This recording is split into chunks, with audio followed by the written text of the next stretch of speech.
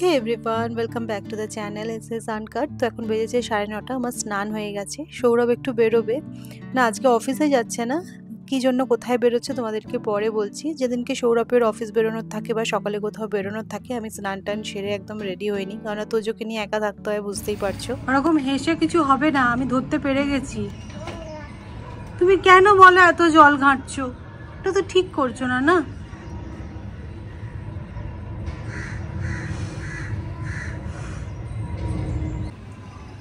আচ্ছা, সবাইকে একটু হাই করে দাও।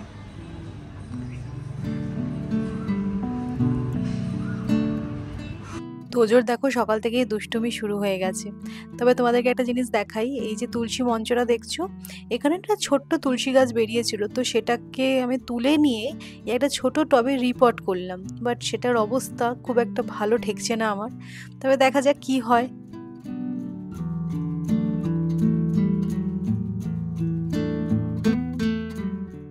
এবার বলি সৌরভ কোথায় যাচ্ছে। তো বেশ কিছু বছর হয়ে গেল সৌরভ না আঁচিলের একটা সমস্যা ফেস করছিল।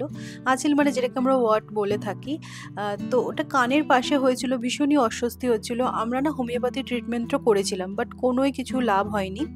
তো আমি যে ডার্মাটোলজিস্টের কাছে দেখিয়েছিলাম, তো ওনার কাছে গিয়েই সৌরভ এটা রিমুভ করলো। এটা একটা প্রসিডিওর, মানে আধ ঘন্টার মধ্যে হয়ে গেছে।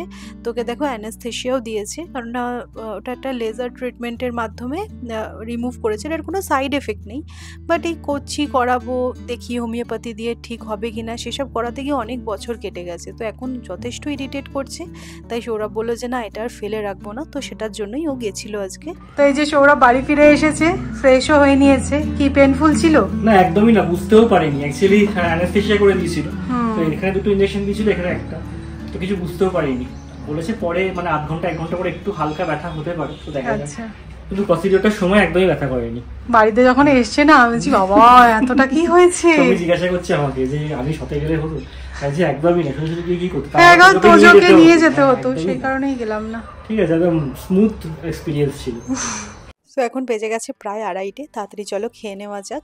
তো আজকে লাঞ্চে না অনেক রকমের পদ আছে, তোমাদেরকে দেখাই। এখানে আছে ঢ্যাঁড়স আলু ভাজা, এটা আজকে আমি ভেজেছি। আর এই যে ডালটা দেখছো, এটা লেফট ওভার। আর আছে পোস্ত, এটা হচ্ছে পেঁয়াজ আলু পোস্ত চিংড়ি মাছ দিয়ে, খেতে ফাটাফাটি হয়েছিল। এটা কালকে বানিয়েছিলাম, ইন্ডিয়ান ব্লগার সৌমি চ্যানেলে রেসিপিটাও শেয়ার করেছি, চাইলে চেক করতে পারো। আর আছে সর্ষে বাটা দিয়ে মাছের ঝাল। তোমরা দেখে থাকবে, কখনো কখনো আমরা এক পদ দিয়েই ভাত খাই, আবার কখনো কখনো অনেক রকমের সবজি থাকে। তো কী বলো তো, যখন যেরকম সুযোগ হয় আর কি। হ্যাঁ, অনেক রকমের পদ দিয়ে খেতে তো ভালো লাগেই। তো তোজোকে সামলিয়ে যখন করতে পারি ঠিক আছে, আর যখন করতে পারি না, ওই এক পদ দিয়েই হয়ে যায় আর কি, ম্যানেজ। তো এখন হয়ে গেছে বিকেল প্রায় 6:30। তো রেডি হয়ে নিয়েছি, বেরোচ্ছি। তো আগে থেকে প্ল্যান করে রেখেছিলাম যে আজকে একটু বেরোবো। এই কদিন না একদম বেরোতে পারছি না, মানে নিচে যে তোজোকে একটুখানি খেলতে পাঠাই, সেটাও এখন পাচ্ছি না, কারণ এত বৃষ্টি হচ্ছে আমাদের এখানে। আজকে সৌরভেরও অফিসের প্রেশার অনেকটাই কম, তাই জন্যই বলতে পারো বেরোলাম। জেনারেলি এই উইকডেজে এখন আর বিকেলের দিকে বেরোনো হয়ই না। তো আমরা যাচ্ছি বলতে আমাদের বাড়ির কাছাকাছি একটা মলে। সত্যি বলতে এখন কোনো মানে আউটডোরে যাওয়া পসিবল নয়, থেকে থেকে বৃষ্টি হচ্ছে। তোমরা জানোই মহারাষ্ট্রের বৃষ্টি কতটা ফেমাস। মানে এখানে বৃষ্টিটা এটা অন্য রকমেরই হয়, সারাদিন ননস্টপ বৃষ্টি। আমি 3-4 বছর আর কি এটা এক্সপিরিয়েন্স করেছি। আর মলে গেছি যখন, আমি সৌরভকে বললাম যে আজকে কিন্তু আর বাড়ি থেকে চা খাবো না বা বানাবো না, মানে বাইরে থেকেই চাটা খেয়ে ফিরবো। তো এরকমই প্ল্যান ছিল।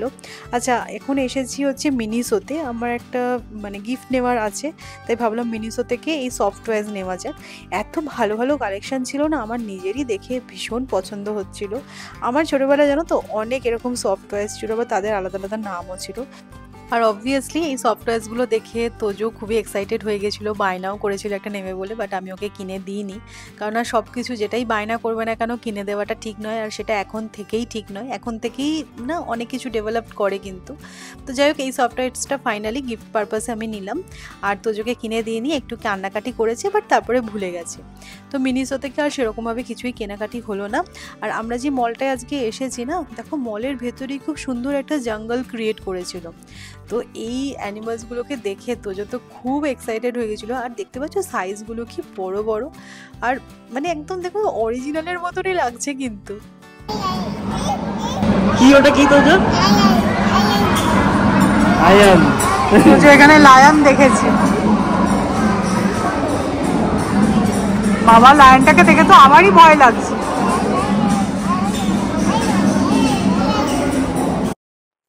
তোজোর সাথে সাথে আমরাও বাচ্চা হয়ে গেছিলাম, আমরাও বেশ দেখছিলাম, এনজয় করলাম। আর তোজো তো সত্যিই খুব এক্সাইটেড হয়ে গেছিলো। তো যাই হোক, বাঁদর সিংহ দেখে এবার আমরা চলে এসেছি একটু ফুড কোর্টে। তো ভেবেছিলাম প্রথমে স্টারবাক্সে যাব, তারপরে সৌরভ বললো যে একবার ফুড কোর্টটা ঘুরে আসি। আর দেখো ফুড কোর্টে এসে তারপরে কি আর স্টারবাক্সে শুধু যাওয়া যায়? তো অনেক দিন সাব খাওয়া হয়নি, তো ভাবলাম সাবওয়ে থেকে। তো আমরা এসেছিলাম তো কফি ডেটে, বাট হয়ে গেল এটা সাব ডেট। হ্যাঁ, শুধু কফি খেলে মন ভরে না, গলা ভেজে মন ভেজে না। এটা খাওয়ার পরে তারপরে কফি খাবো। তো আমাদের পেট ভরে গেছে, এবার মন ভরানোর জন্য আমরা 1 কাপ করে কফি নিয়ে নিয়েছি। আর তোজোকে নিয়ে দেখো এখন কিন্তু বেশ আমরা সুন্দর মানে রেস্টুরেন্টে বসে খেতে পারি বা এই যে ফুড কোর্টে বসে খেতে পারি। ও কিন্তু খুব বেশি ডিস্টার্ব করে না। তো একটুখানি টিস্যু পেপারগুলো দিয়ে দিই, সেগুলো নিয়েই খেলতে থাকে। তো যাই হোক, আমরা একটুখানি গল্প করতে করতে কফিটা এনজয় করলাম। আর জানো তো একদম আমাদের সামনেই না বড় বড় করে ওয়াও মোমো লেখা ছিল। তো আমার তো ওয়াও মোমোর মোমো খেতে খুব ভালো লাগে। তো আমি সৌরভকে বলছিলাম যে 1 প্লেট কি নেওয়া যেতে পারে। তো ফাইনালি গিয়ে আর আমরা মানে রেজিস্ট করতে পারলাম না। তো 1 প্লেট এই চিজ মোমো ফ্রাইড নেওয়া হলো। আগে ওয়া মোমোর সাথে 2 রকমের চাটনি দিত, একটা গ্রিন আর একটা এরকম রেড। এখন জিজ্ঞাসা করলাম গ্রিন চাটনির ব্যাপারটা, বললো যে এখন ওটা চার্জেবল হয়ে গেছে, 20 টাকা লাগবে এক্সট্রা।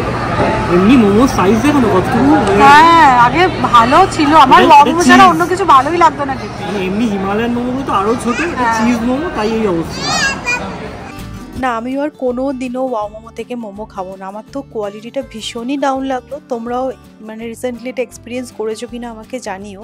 5টা মোমোর দাম নিয়েছে 300 টাকা, মানে পার পিস মোমো হচ্ছে 60 টাকা করে। মানে টোটালি ওয়েস্ট অফ মানি। আমি সত্যি বলছি, আমার ওয়াও মোমোর থেকে মোমো খেতে খুব ভালো লাগতো, বাট এখন আর আমার একদমই ভালো লাগলো না। তো যাই হোক, মোমো খাওয়া হলো, মানে এটা বলতে পারো পুরোপুরি লোভে পড়ে খেলাম আমরা। আমাদের এমনি পেট ভরে গেছিলো সাবকে, বাট ওই হয় না মানে ফুড কোর্টে আসলে দেখবে এটা ওটা দেখেই যেন মনে হয় খাই। এটাও তোমাদের সাথে হয় কিনা আমাকে জানিও। তারপরে দেখলাম সামনেই মিস্টার ডিআইওয়াই আছে।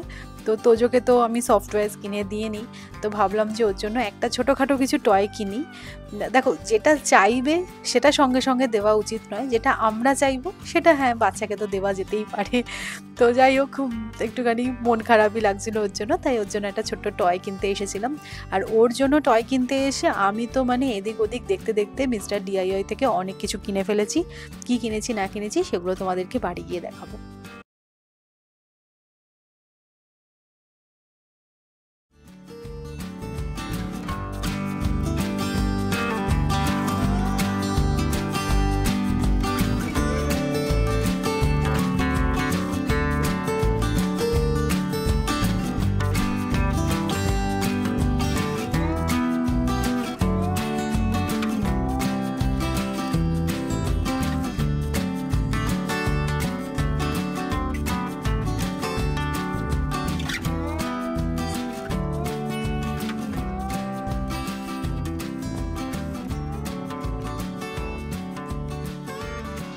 আমরা জাস্ট কিছুক্ষণ হলো বাড়ি ফিরলাম। তো গেছিলাম একটা ছোটোখাটো কফি ডেটে, খাওয়া দাওয়া তো হলো, আর তার সাথে দেখো একটা শপিংও হয়ে গেছে।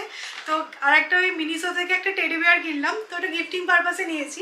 তো সেটা দেখে তোজো একটু বায়না করছিল, তো ওকে কিনে দিইনি, কারণ আমি দেখেছি ও না খুব একটা টেডি বিয়ার পছন্দ করে না। তো তাই জন্য মিস্টার ডিআইওয়াইতে গেলাম। তো ওর জন্য খেলনা দেখতে গিয়ে আরও কয়েকটা জিনিস নিয়েছি। কি নিয়েছি তোমাদেরকে দেখাই। ফার্স্টে তো আমার এই জিনিসটা খুব পছন্দ হয়েছে, তোজোর জন্য এটা নিলাম। তো এটা একটা ক্যাপ, আর সৌরভ আমাকে খালি বলছিল যেটা নিও না, তোজো কিন্তু পরবে না। বাট যেন সারাটা রাস্তা ওই ক্যাপটা পরে আসলো, মানে ওর একটু বিরক্তি লাগছে না, বেশ সুন্দর পরে আছে। তো এরকম কিউট দেখতে, দেখো ক্র্যাব লেখা সামনেটা, আমার বেশ কালার কম্বিনেশনটা ভালো লেগেছে। তো এইটা একটা নিয়েছি। আর তোজোর জন্য দেখো এই টয়টা নিয়েছি। এখন তোজো মানে অ্যানিমালসগুলোকে চিনতে শিখেছে, তো এইটা ওর ভালো লাগবে। তো সেই হিসেবে এই একটা জঙ্গল থিমের একটা টয় নেওয়া হয়েছে। আর আমার কয়েকটা জিনিস পছন্দ হয়ে গেল, সেটা হচ্ছে দেখো এই চকবোর্ডটা আমার খুব ভালো লাগলো। তো এটার একটা ছোট ভার্সন আমার কাছে অলরেডি আছে। তোমরা অনেকেই জিজ্ঞাসা করো কোথা থেকে নিয়েছিলাম। ওটা আমি একটা মানে বম্বের একটা জায়গা থেকে নিয়েছিলাম, কোলাবা মার্কেট বলে। তো সেটা তো যাওয়া এখন পসিবল নয়। তারপর থেকে না এই টাইপের জিনিসগুলো আমি কোথাও দেখতামই না। তো মিস্টার ডিআইওয়াইতে দেখে আমার খুব ভালো লাগলো। তো এটা একটা বড় সাইজের আমি নিয়েছি।